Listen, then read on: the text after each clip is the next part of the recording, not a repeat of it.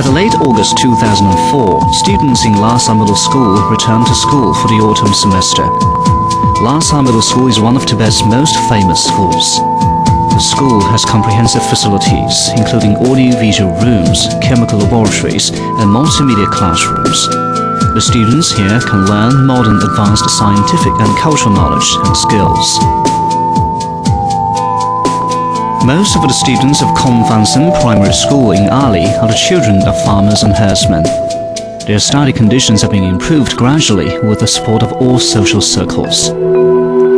Before liberation, there was not one modern school in Tibet, but now it not only has the comprehensive university offered by Tibet University, but also the institutes of agriculture and animal husbandry, nationalities institutes, and secondary specialized schools. Remote, rural and pastoral areas also have primary and secondary schools. All students can get free education in 9-year compulsory education. I would like to give one example. The village where I come from, Katsel, it's called Katsel. There has never been a big school. Now there's a school, and there has not been one child who goes to high schools and university. Now there are several children got opportunity to go to all those schools. That is a huge change. I'm very happy about that, because the children is our future. How they will shape our future is depend on the children. We followed that with a visit to an educational facility where a vast number of youngsters were being trained to be teachers, so that in fact Tibet could participate in the educational process in every village, in every town, and in every city.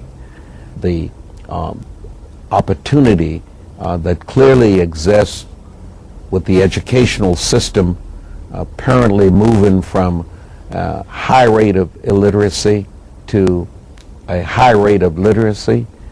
More than 2/3 of the people are now literate, with the marvelous development associated with all the roads that were being built for access to the airports and the other portals of transportation. Today, Tibet's children can have more dreams, and their future path will be even broader than their parents. With Tibet's social progress, Tibetan people's thinking is beginning to change as well. Over the past several decades, the cultural life of ordinary people has become even more colorful. Traditional customs are fully respected, and the fresh lifestyle of modern cultural life has been gradually accepted by the broad masses of the Tibetan people. Radio, film, and television have become an indispensable part of the life of ordinary people. In 2003, the Tibet Autonomous Region has basically fulfilled the full coverage of radio and television. When fully enjoying the results of modern civilization, the Tibetan people have not forgotten the importance of the protection of their fine traditional culture at the same time. The government promulgated a series of laws and regulations to protect cultural relics. As early as in the 1960s, the state appropriated funds to maintain the Potala Palace and other important temples. Since the 1980s, the state has increased protection for Tibetan cultural relics and appropriated a large amount of money to maintain more than 1,400 temples, repairing and protecting a large number of cultural relics. Important Tibetan literature and Buddhist texts are rescued and sorted out by professional staff, and many valuable books have been published. Following large-scale repair of the Potala Palace in 1989, the state invested 330 million yuan to maintain Potala Palace, Nobulinka, and Sakya Monastery in June 2002, which is the largest maintenance for the 3 large buildings after the founding of New China.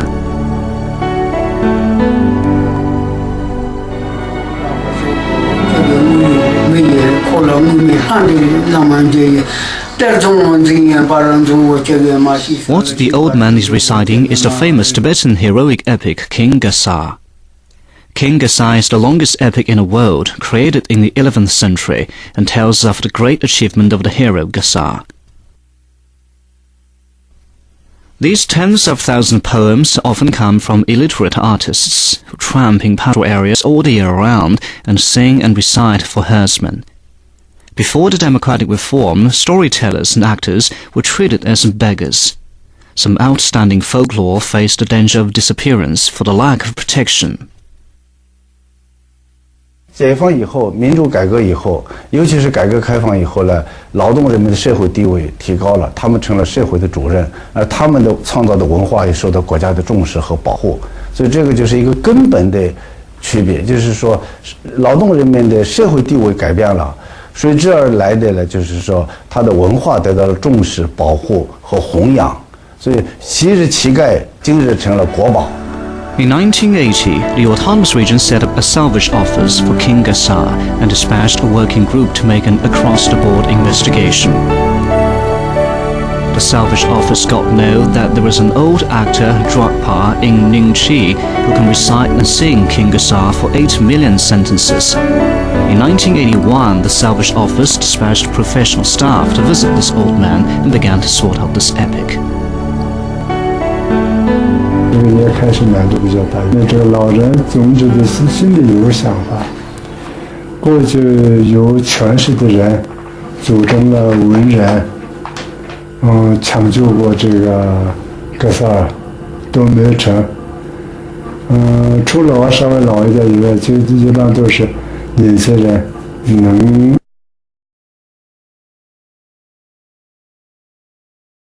能成功吗？ The working staff of the salvage group not only worked as recorders, but also as servers to look after the life of the old man. They sorted out the recording materials carefully. When the first part of the recited and singing King Gassar was sorted out, Drukpa was very moved. 他说：“我现在已经绝对相信你们了，你们肯定成功。所以现在就反过来，他说，怕我自己唱不好。” 那从此以后，我们就工作比较顺利了。 The sung and recited literature by Drukpa has been published successively, which is the first publication of sung and recited literature of King Gassar created by folk artists. Until today, the arrangement work for King Gassar is still continuing. Folk artists like Drukpa are still respected by the people. Through a variety of effective efforts, more than 5 million characters of the story have been sorted out and published. Apart from King Gassar, the government also carried out large-scale investigation and publishes works widely about Tibetan folk culture, collecting a total of tens of millions of materials, recording a large number of audio and video materials, and taking a lot of valuable pictures. In China today, Tibetan studies have become a specialized knowledge, and a number of specialized research institutions were set up with some publications on Tibetan studies. As the carrier of Tibetan culture, the vocabulary and grammar of Tibetan language have been continuously strengthened and enriched and developed. Today, the use of the Tibetan language spreads over all aspects of social life in Tibet. Tibetan newspapers, radios, Tibetan television programs, and Tibetan dubbed films are generally welcomed by Tibetan people. According to the regulations of Tibet Autonomous Region, Tibetan students who accept 9-year compulsory education must take the Tibetan language as a main course. In Tibet's major conferences and meetings, as well as at its court, people are free to choose to use the Tibetan language or the national common language. At present, the bilingual educational system and Tibetan language-oriented educational system in the Tibet Autonomous Region is fully enforced. At the same time, the standardization work of Tibetan technical terms and the standardization of information technology have made significant progress. In 2001, the research group of the Department of Computer Science of Tibet University began to research the national standard of Tibetan script code system. 像这个字谱呢，我们西藏自治区呢就是第一次有自己的那个知识产权的，就是有这样的一个藏文的一个标准的一个字谱，并且这一种字体呢，在西藏包括这个经典啊这些，包括现在的一些书法当中呢，很流行的。我们把这个申报为一种国家标准，并且这里面的编码都要求是所有都是根据那个国家的要求呢，要进行统一的。Now the students of Tibet University have learned how to input Tibetan language by using computers. In today's Tibetan society, the traditional culture, modern culture and fashion get mutual development.